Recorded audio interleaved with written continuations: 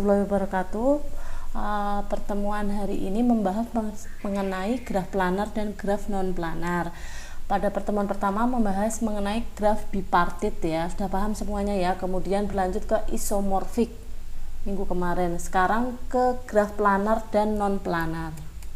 Graf planar, planar graf, dan graf bidang, plane graf. Graf yang dapat digambarkan pada bidang datar dengan sisi-sisi tidak saling memotong atau bersilangan disebut dengan graf planar. Jika tidak, maka ia disebut graf tak planar. K4 adalah graf planar. Kenapa ini kok K4? 1, 2, 3, 4. Simpulnya ada 4 ya.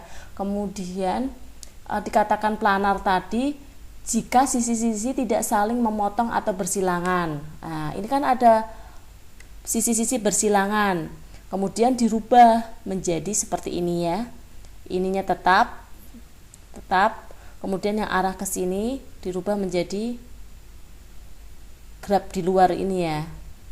Nah, gitu ya. Berarti intinya graf planar itu tidak terjadi perpotongan di intersection antara dua garis. Kemudian ini contoh K5. K5 adalah graf tidak planar. Mengapa tidak planar? Ini ya simpelnya 1, 2, 3, 4, 5. Kemudian udah kita rubah ya subgrafnya adalah 1, 2, 3, 4, 5 ya. Seperti ini ya. Kemudian ini sama ini.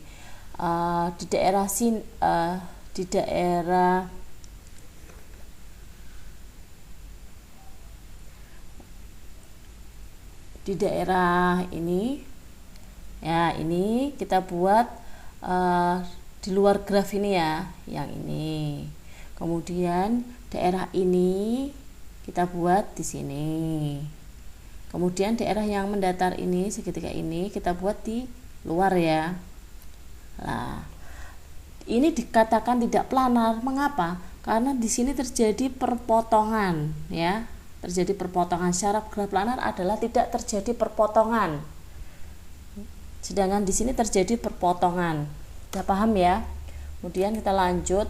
Ini contoh graf planar lagi. Nah, V1, V2, V3, V4, V5, V6. Kemudian kita ambil subgrafnya ya. V1, V2, V3, V4, V5, V6. Nah, misalnya kita ambil V1 sama V4 di sini ya.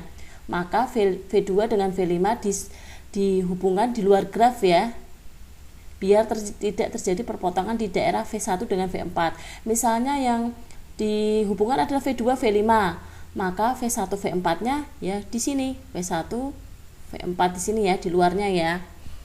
Nah, ini contohnya K32 ya, V1 V2 V3 V4 V5, V1 V2 V3 V4 V5.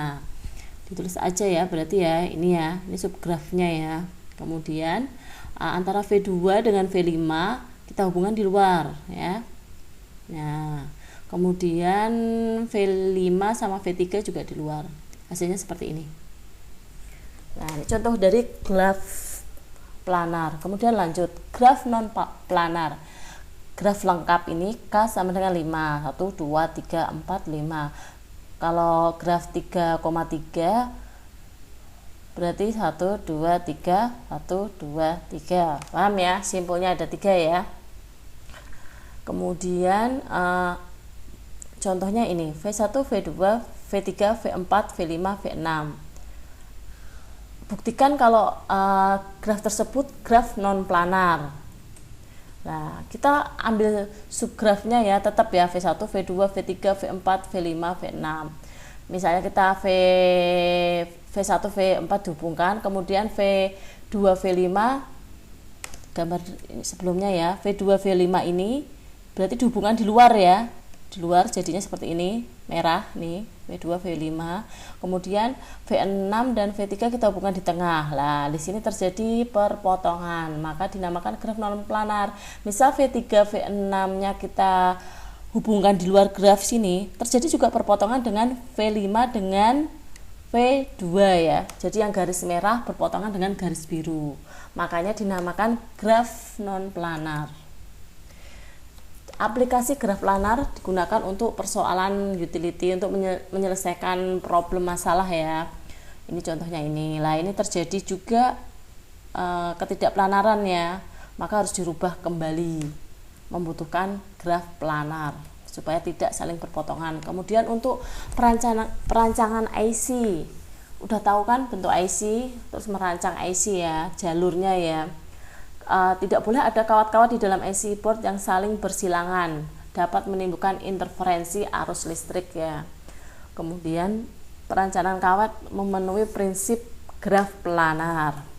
Yang ketiga adalah graf planar untuk pembuatan jaringan pada jalan. Misalnya kita ingin menghubungkan kota-kota dengan suatu jalan, maka kita menggambarkannya dengan kota sebagai titik atau simpul ya. Kemudian jalan sebagai sisi. Ini contohnya graf planar. Jalan-jalan di kota-kota ya, menggunakan graf planar. Kemudian apa yang dimaksud dengan graf bidang?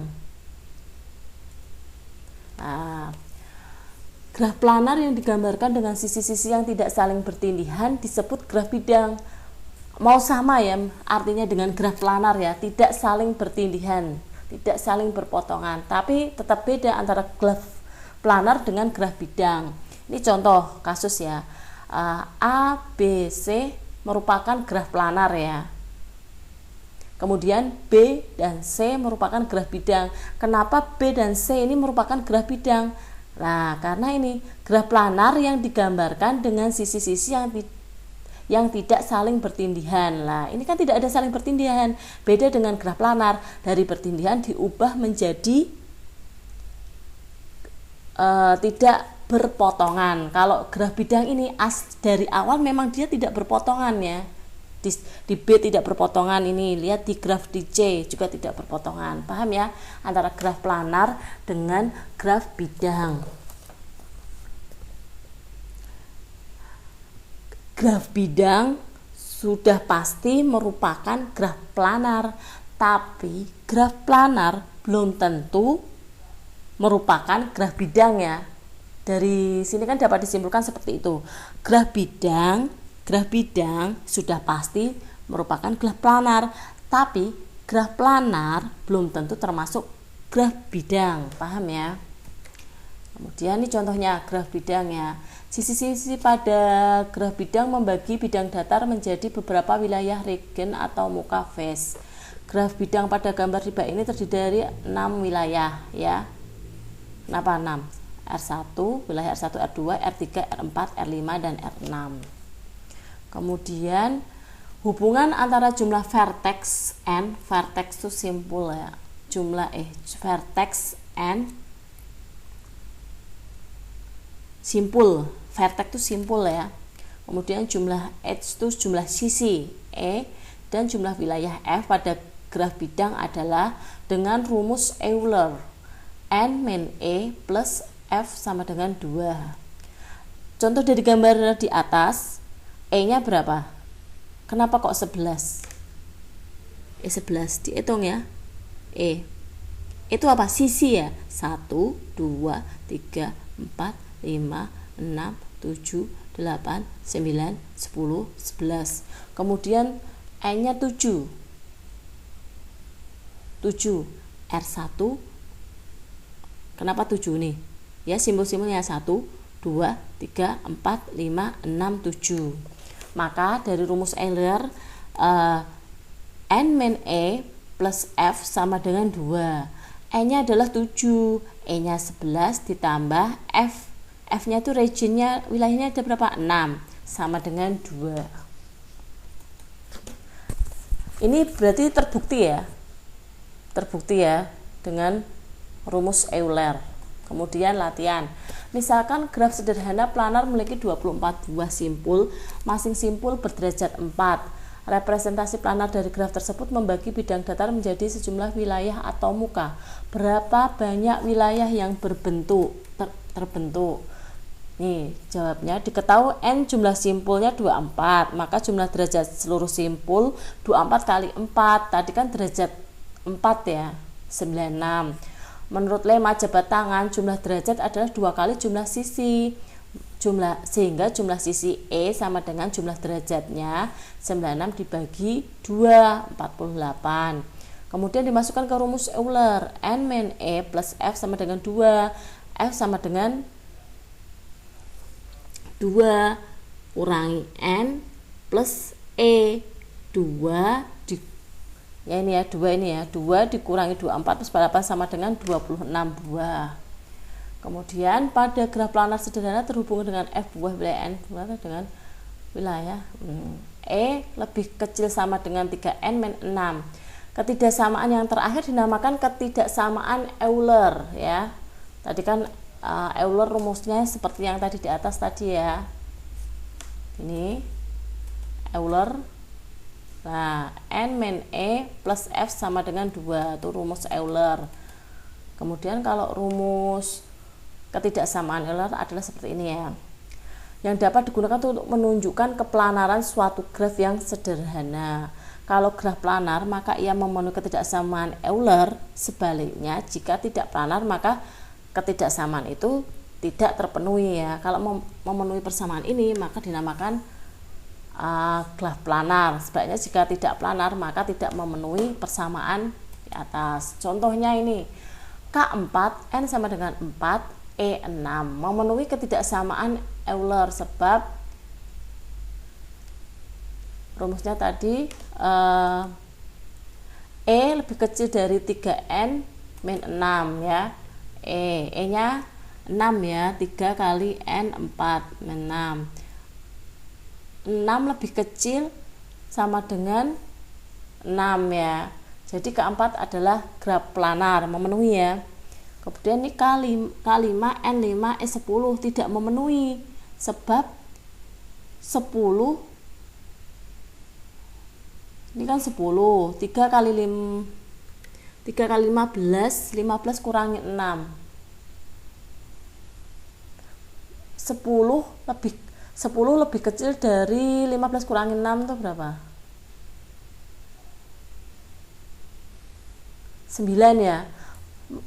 10 lebih kecil sama dengan 9 kan salah, berarti namanya tidak planar gitu ya.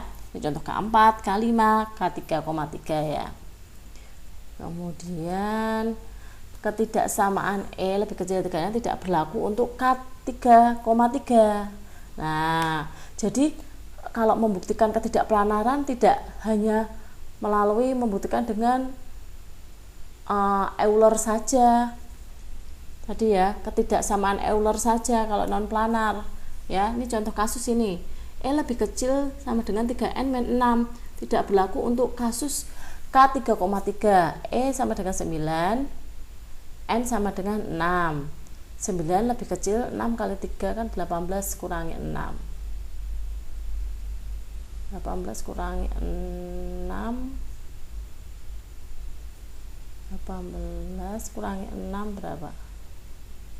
12 ya. 9 lebih kecil. Nah, ini kan memenuhi 9 itu lebih kecil sama dengan 12 kan benar.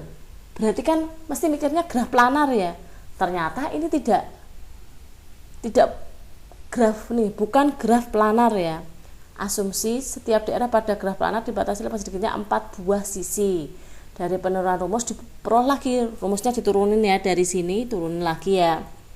E lebih kecil sama dengan 2N min 4. Nah, ini pembuktian untuk yang khusus K3,3. Jadi dibuktikan dengan rumus untuk mengecek planar atau tidaknya dengan rumus tersebut ternyata tidak memenuhi ya.